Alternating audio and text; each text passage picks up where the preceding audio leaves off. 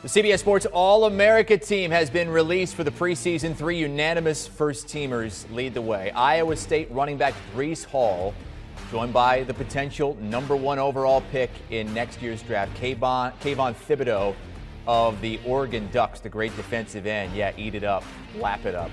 And LSU cornerback Derek Stingley Jr. Taking a look at the first-team offense. OU's Spencer Rattler, our first-team quarterback. Breece Hall at running back is joined by teammate Charlie Kolar at tight end. So the Cyclones joined Ohio State as the only 2 teams with multiple players on the first team. And both teams also have a player on our first-team defense. Ohio State has defensive lineman Haskell Garrett. Iowa State has linebacker Mike Rose. Bunch of these guys in the top 5 of Ryan Wilson's latest 2022 mock draft. Thibodeau going #1, Stingley going #3, and safety Kyle Hamilton right now going #4. All right, let's bring in Tom Fornelli with more on our All-America teams. Tom, 3 unanimous first-team All-Americans, but they are not quarterbacks. So I ask you this: Breece Hall, Kayvon Thibodeau, Derek Stingley Jr. Which one of those 3 do you give the best chance to win the Heisman Trophy?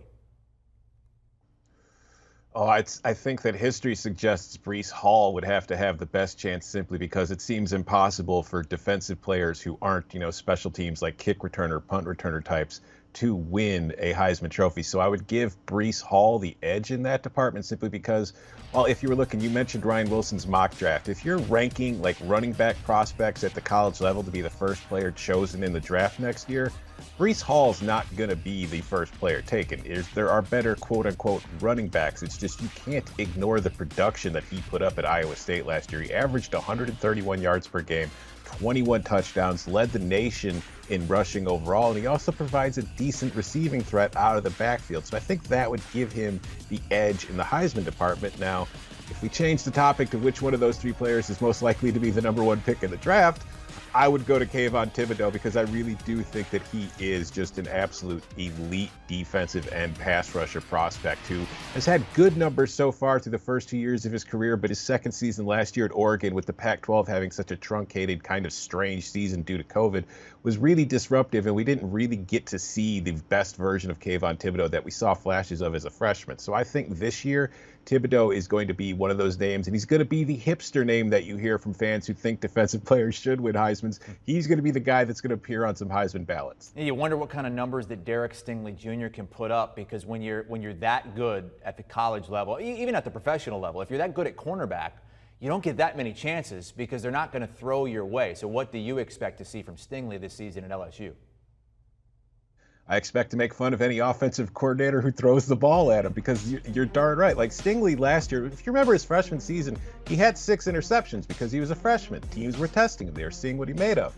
Last year, no interceptions, but not because he became a bad player, but because nobody's throwing to Derek Stingley's side, especially when there were other question marks in that secondary and on that LSU defense. But this is a guy who, in 22 career games, has either intercepted or deflected 21 passes. So this is a very good corner. He's a very good cover corner. He can play zone, he can play man, he can get up on you at the line of scrimmage. He can do a lot of things well. He's kind of the perfect cornerback prospect, and he seems to be the next in a long line of LSU cornerbacks who have gone from LSU to the NFL and been early draft picks and very productive professional players.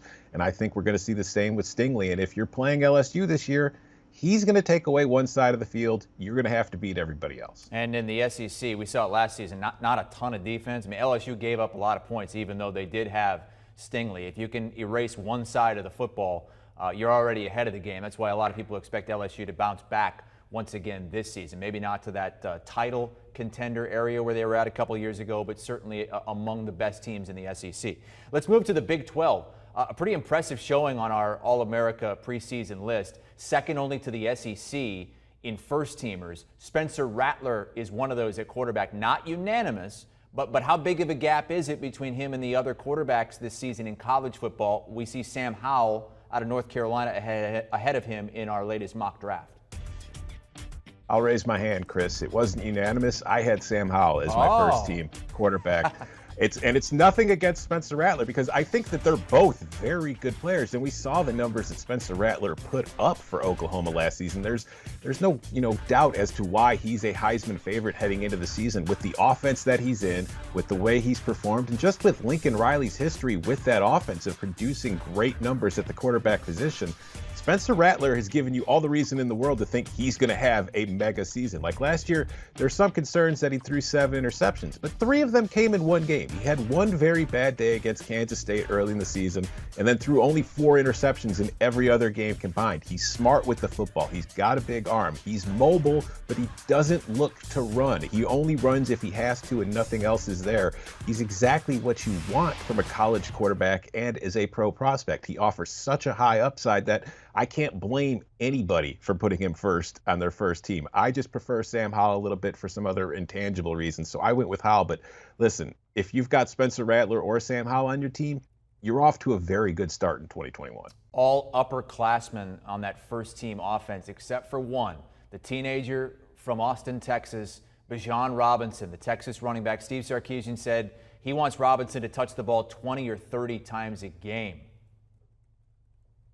Yeah, if you saw what Steve Sarkisian was able to do with Najee Harris at Alabama last year, expect Bijan to have a very similar role in the Texas offense. One of the things last year about Texas that was so frustrating with the product they were putting on the field was Bijan. Everybody knew Bijan was a stud coming out of high school, but they were, for whatever reason, Tom Herman and that offensive staff were working him in slowly. Like the first half of the year, he was barely playing.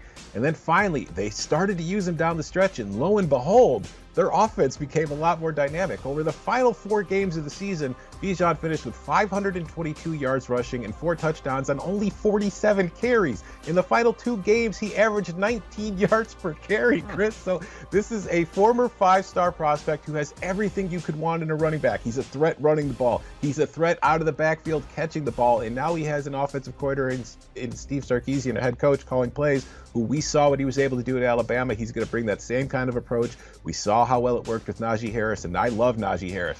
I think Bijan Robinson is a better running back than Najee Harris, so this could work out really well for the Longhorns. First team All-American, and you can see the whole list on CBSSports.com. Another fellow first-teamer is a wide receiver, Clemson wide receiver, Justin Ross, and he's returning for the first time since doctors discovered a fusion issue in his spine a year and a half ago. This is a lot to expect out of someone that we haven't seen on the field at all in 18 months. Really, this is a kid who has a lot on his shoulders, so to speak. How do we expect him to immediately return to form coming off that injury? Yeah, I think our voters are making a clear statement about what they believe of the talent level that Justin Ross has and his ability and the ceiling that he has. Because like you said, he missed all of last season. But if we go back to 2019 and that year with Clemson, he was a very dynamic player. He was somebody that offense really used and needed to help stretch the field vertically. Because if we look at Clemson the last few years, particularly last year, when we look at Alabama and Ohio State, we've seen teams with elite receivers, and that has helped carry them to national titles and great seasons. Clemson, they had Trevor Lawrence, they had Travis Etienne, but they didn't have that receiver last year. That was supposed to be Justin Ross. So with him coming back, if he is healthy, there are very few receivers in this country who are more talented and better than Justin Ross, and he could prove to be DJ Uiagalelei's best friend in that passing attack. He's very talented. I think, again, as long as he stays healthy, Justin Ross is going to put up numbers. He's going to make All-American teams. He might not finish the season as a first-team All-American, but he's not going to be any worse than second. How about the duo wide receiver that Ohio State has? 2 players on our All-American team. Chris Olave on the first team, Garrett Wilson on the second team. Is that the best wide receiving duo in the country? Oh yeah. Full disclosure, I had both Olave and Wilson on my first team ballot. I think they're that good, and I think that they're in an offense that utilizes them. I've been joking with friends, Chris, we're both Chicago Bears fans. I think the biggest adjustment Justin Fields has to make going from college to the NFL is he's got a worse receiver core in the NFL than the one he left behind at Ohio State. If you go in that wide receiver room, there are former 5-star prospects who can't get on the field because they're behind guys like Chris Olave and Garrett Wilson, who are 2 very very, very good players. I was surprised Olave came back for this year, but that's great for the Buckeyes because he's a big play threat down the seams. Garrett Wilson is a deep threat as well, but he's got such a big body and he's got such a wide frame and a wide catch radius that he's a very helpful for a quarterback because the throw doesn't have to be perfect. He can go get it as long as it's within reach of him, and he's going to make that catch. So dynamic-wise, having that 1-2 combination, I feel bad for defensive coordinators in the Big Ten who have to sit there and look and try to figure out a way to stop that offense. The Big Ten and the Big 12 with the second most selections on our preseason team. They both have 10. The SEC leads the way with 19 selections. Which All-America intrigues you the most going into the season, Tom? Oh, that's a good question. It's so hard when you get to the SEC. Obviously, on the defensive side of the ball, they've got some great players. I think that,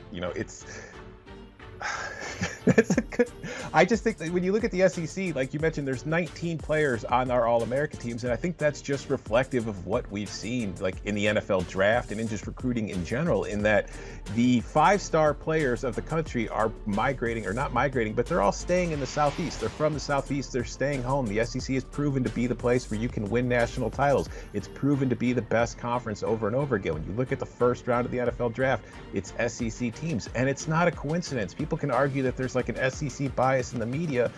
Yeah, there probably is, but you know what? The SEC has kind of earned that with the results that it's put out on the field. So I'm not shocked that there are so many players. Honestly, picking the best one, I don't know. I think they're all there for a good reason, Chris. And of course, they would have more. I believe 4 more if you added in the Oklahoma and Texas players as well. We'll see when those teams join the SEC. Scheduled for a few years from now, but we'll see. Obviously, we'll see how things go over the next few weeks and months, and then we'll talk years after that. Tom Fornelli joining us here on CBS Sports HQ, dissecting our CBS Sports preseason All-America team, led by Spencer Rattler at quarterback, but Breece Hall, the only unanimous selection on the offensive side of the ball, because Tom said he had Sam Howell, a quarterback from North Carolina, at quarterback, and that is what kept Spencer Rattler from becoming another unanimous selection.